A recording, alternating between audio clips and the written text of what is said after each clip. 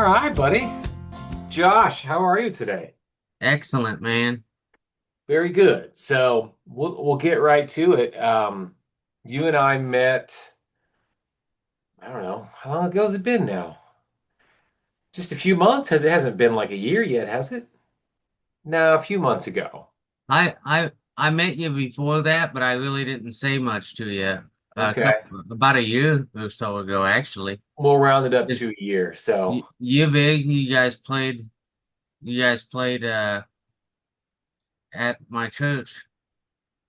oh yeah, yeah. Okay. Yeah, And I guess the several times.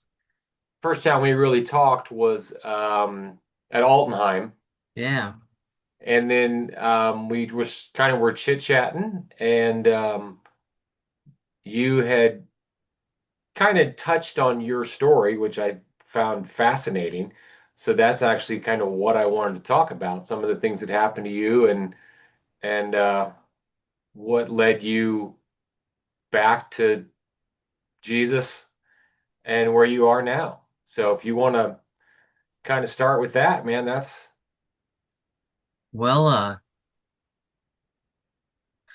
let's see. I don't know. I think a lot of young men, growing up, especially going through high school, they if they're in the church, they get made fun of a little bit and teased about their faith, and they just kind of want to fit in. sure. And I kind of fell into that trap a little bit when I was in high school, and I just I would go to some of the little parties, they had in high school, and I just knew it wasn't right. And then I I would drink and do that stuff, but I just knew it wasn't right. Something was always telling me you're not supposed to be doing this, but I ignored it. And I just Thanksgiving Day of 2017, I got a really bad phone call, and my brother Jacob had been murdered. Mm. And that is when I really went off the deep end and truly fell away and was mad. I was mad at God. I was just like, why would you allow this to happen? Because my brother Jacob, he had just turned 25. Um, he was a great person, but I know where he's at today. Was he And older brother, younger brother? younger, Younger. I know where he's at today, and I'll see him again. Yeah. But I just I fell away though. I was just mad, and I just went on I was just mad at God, just chasing drugs and drinking, and my drinking got really heavy. Uh, I've done every drug known like that I can think of known to man, but nothing really satisfied me. The only thing I really truly loved was alcohol, booze. All the other every time I do another drug, I just be like, this ain't enough, and but what I really needed, like, I don't know, and I was just hanging out with all the wrong people, and that lifestyle is just no misery loves company. Yeah. And I I was not happy. I'd smile all the time, but I was drowning inside. And let's see, now we speed up to 2020. I had just left my one job, and this is all around COVID. COVID was just happening, and the news was like, oh, running the death tolls across the screens. Sure. And I just left my one job, and my lease had just ended, and I was just looking. I moved in with some people for a little bit, and we had a little agreement. And then, not too long after I was there, I woke up on the sidewalk. Well, I didn't wake up.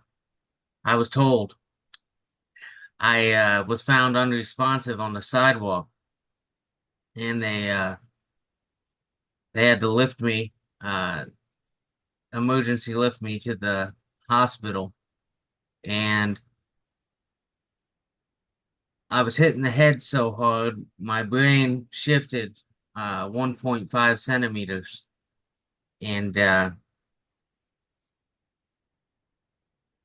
yeah, the doctors had to do emergency surgery and recenter it, and then I had two strokes and I got pneumonia. I was in a coma almost 2 months, and I wasn't showing much brain activity, and some of the doctors were really negative with my parents, and they were saying I'd be a vegetable for the rest of my life. I'd never walk or talk again. And they were telling my parents this, and they said, you might as well just let him go. And my parents did not give up faith. That's one thing that I really respect, is that no matter what the doctors were saying, because let's just be honest, doctors are just practicing medicine. Uh, they don't know the great physician.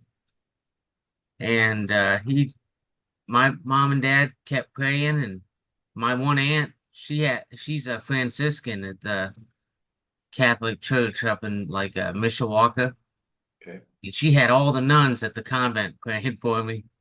And like everybody was just, she had a lot of people were praying for me. And my my dad, he went out to this boulder on our property that he's always prayed at when he needs some serious prayer answered. He went out when I was in this coma and they were being all negative. He went out and prayed, and he told me he was about to give up looking for that boulder because it had been overgrown with tall weeds and brush. And he told me he heard a voice say, are you going to give up that easy? You find that boulder and you pray. And my dad found that boulder and he prayed, and he got a phone call that later that day that my brain activity had spiked. And I started coming out of my coma, and I don't know, I'm grateful to be here. I I'm glad I came out of that coma. They uh they had a trach in me. I had to pass the swallow test for that. And the very first thing I ordered, I remember the nurses were like, what do you want to eat? I was like, a bacon cheeseburger. Once I passed that swallow test. So, And what year was it when you came out of the coma? it was 2020. I was only in it for 2 months. Oh, yeah. I was Only, only. yeah. I mean, it could have been longer. Thank God Right. it wasn't. I lost a bunch of weight. I normally weigh about 175, 180, and when this happened, I and when I came out of my coma, and I wasn't able to walk or talk or anything Mm. because I had had those two strokes. I could hardly move. Like my right side was pretty much crippled. I had to relearn how to move. Lots of physical therapy, and I I don't know. I'm just grateful. I forget where I was going with that, but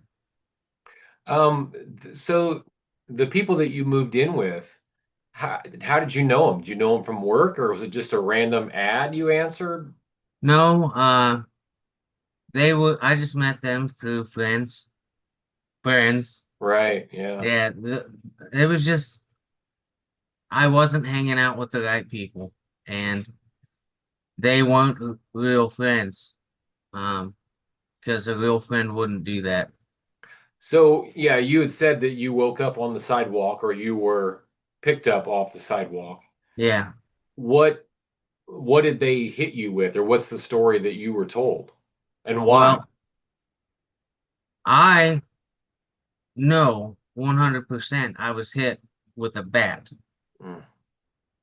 Mm, Just because these people, one of them called me, about a year later and was like, "We never did that. We hit you with a bat." And I was like, "Well, that's enough there." But yeah, they, they actually, I think it was God that really let it slip out of them, uh, for confirmation. yeah. And I'm not even mad at them because it honestly, I'd probably still be doing the same stuff if that wouldn't have happened to me. Were they arrested, prosecuted? Did anything happen to them? Nope, I No. didn't, I didn't file any charges. Oh my goodness. You're a better man than I. That is for sure. So how long, when you had to start your physical therapy and stuff, how long did it take you I mean, obviously now you're a guitar wizard and performing for people, and you said your drumming's not what it used to be, but like how long did it take you to kind of get back to where were kind of back to normal again, as it were? Well, I have never gotten that far yet, back to No? normal. Okay. But I've gotten, I, I'm pretty much, I was able to, I still do some physical therapy. Um, and I've been working on jogging.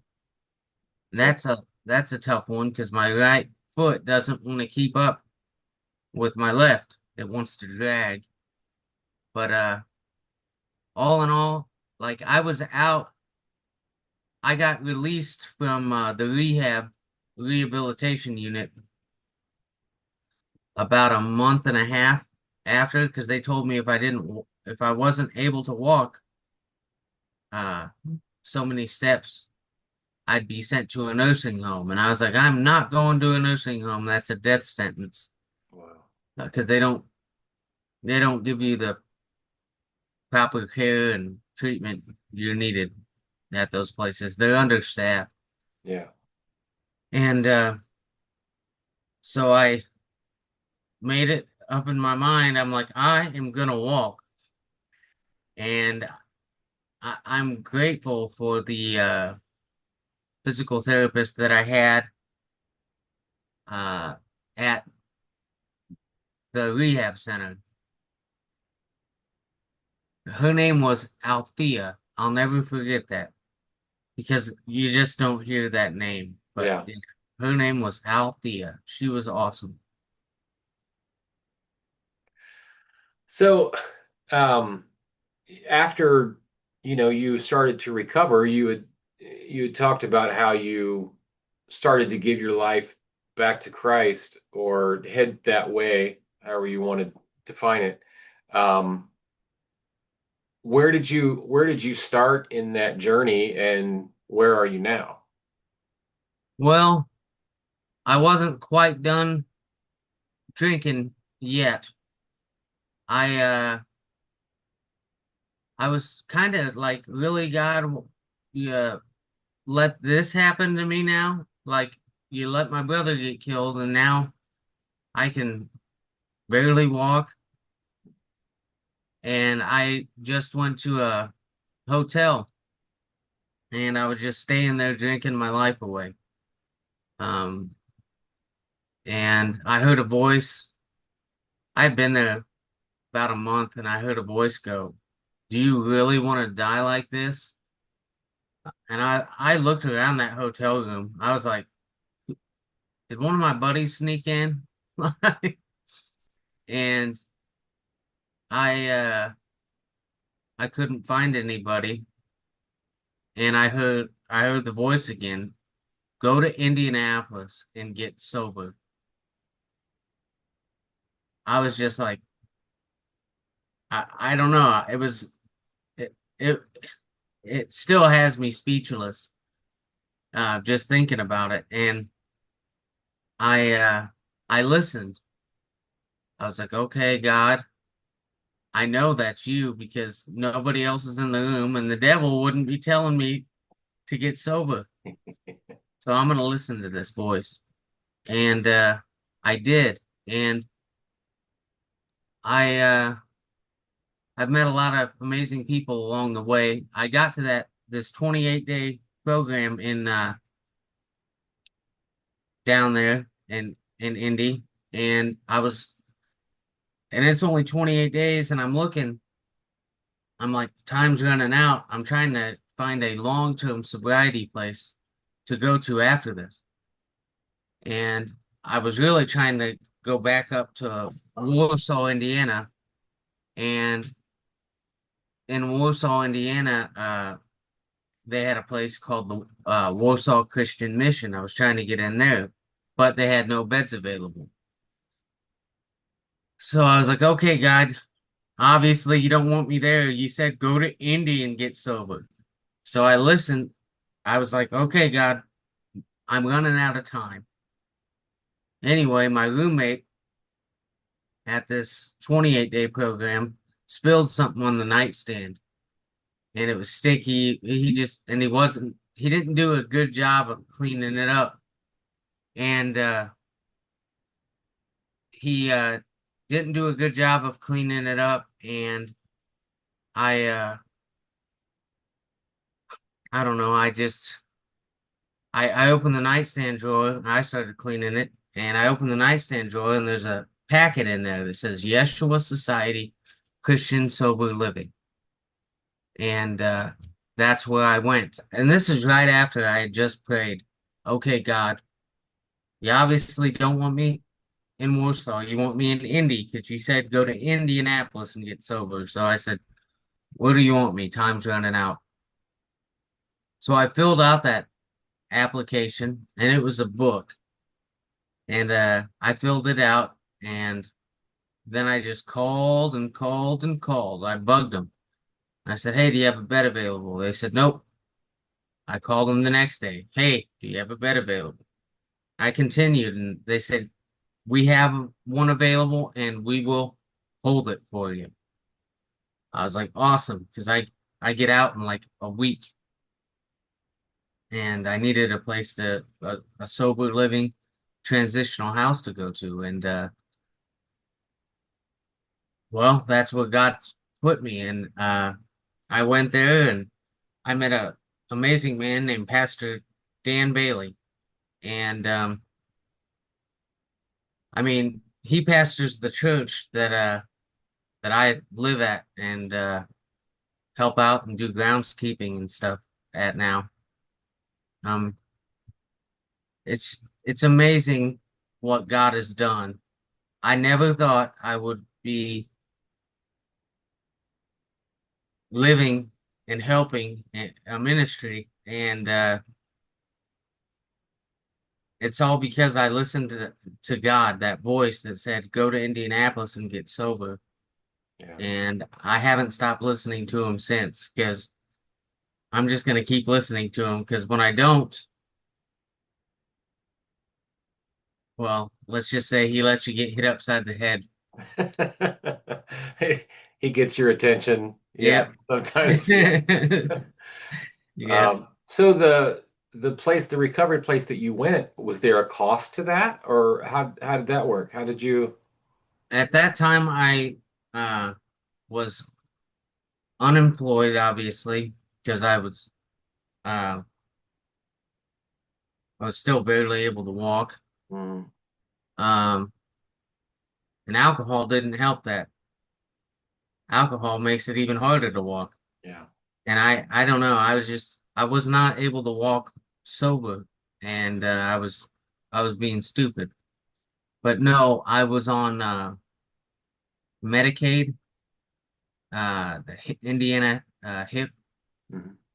and they that paid for my recovery, Oh, the okay. housing. Okay. And So- but yeah, yeah, that paid for the 28-day program. And you went straight from there to the church? Straight from there to yeah, I went straight from there to a place called the Yeshua Society Christian Sober Living. And my pastor worked there at the time, just helping the guys out and helping the guys out. And but he wasn't even pastoring the church that I'm living at and working at like now, helping out. But that's how I met him.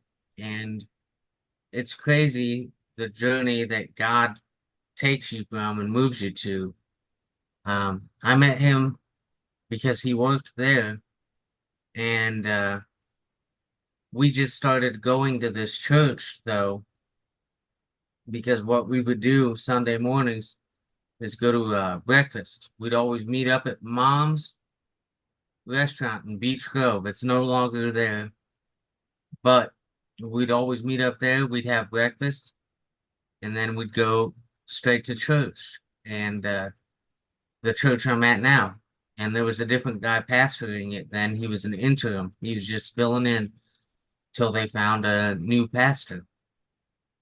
Well, they ended up handing Pastor Dan the keys and said, "Hey, we're going to Florida." And they handed him the keys, and I continued living at he continued preaching here at the church, and I continued living at Yeshua. Well, this where I live at is the parsonage, and the parsonage was not in livable condition when Pastor and I first started coming here, and we helped. We like redid everything, painted and carpeting, and leveled the floors, and yeah, we there was a lot of work that needed to be done. They wanted to tear this place down, but I like it, and I'm glad they didn't. Yeah, for sure. So back to you getting hit over the head. Uh, what was the reason that they attacked you? I believe it was money because I had a receipt in my wallet, and I went to my uh, internet app too when I came out of all this, and I was trying to put things together, and I had just withdrawn like $400, and I'm just like sitting there thinking, well, all I had in my wallet was some ones, like just a few, like some ones, and I'm thinking, this ain't adding up. They took all the big bills, left me with a few, and it was money. I know that's what it was. And do you have any idea how long you were laying there on the sidewalk and who was it that came and found you or got you? The neighbors called, the neighbors of these people Hmm. found me and saw me and called 911 right away. Wow. Thank God for them. Yeah, absolutely. So what's the plans for your future now other than, at some point getting a Willow Creek guitar? I got a plan. I'm going to school now. Um, even though the doctor said I'd be a vegetable. I've made the dean's list every Congratulations. single semester. Thank you. And I'm just out to prove the doctors wrong, I guess, right now. And I'm going to school to eventually be uh, a guidance counselor in like high school and junior high because I think those are the people that need the most help, our youth. And then when I'm done with all that schooling, I want to get credentialed to preach through the Church of God, Anderson. And that's a 3-year program. So one Oh, step at a time. and in the meantime, you're going to continue playing music and Yep. singing for people as you do. Yeah. I love doing that. Yeah. Well, it shows. I enjoy playing with you. So, It's fun. yeah, very cool. Well, man, I won't keep you much longer. But I'm finally glad we got to connect and chat for a little bit in between your busy schedule. Yeah. Um, Yeah. There's yeah, I always have something going on, and I was like looking at my I was like, hey, wait, how about Monday? Because yeah, I was like, I can do Monday afternoon. yeah. We'll make it work. So. Yep. Yeah, and we'll do it again. Like I said, I mean, obviously Yeah. we'll hang out more, we'll play some music more, and go sit down and have some Mexican lunches more. That sounds good. The place right down the road from me is doing 9.99 specials, lunch specials, and 12.99 dinner specials. I like that price range. Yep, me too. It's Yeah. All right, buddy. Thanks for taking the time, and well, I'm sure we'll be messaging later. We always do, all right. but I'll let Sounds you get good. on with your day, man. And obviously, good luck with everything that you're trying to accomplish. I know you will. We'll stay in touch, and uh, I'm super glad that you're around too. I'm glad that I got to know you and that we've become friends. Thanks. I'm glad I got to know you too. And I still need that Willow Creek hat and shirt I've you sitting. Here you go. It's right here, buddy. It's waiting for you. All right. Next time we get together, All uh, right. I'll Sounds bring it good. all. All All right, right. cool. Take care, buddy. Yep, see ya. All right. Bye. Ahsanoma Namaheya. Ahsanoma Namaheya. Ahsanoma Namaheya. Sending love your way. It's a hey.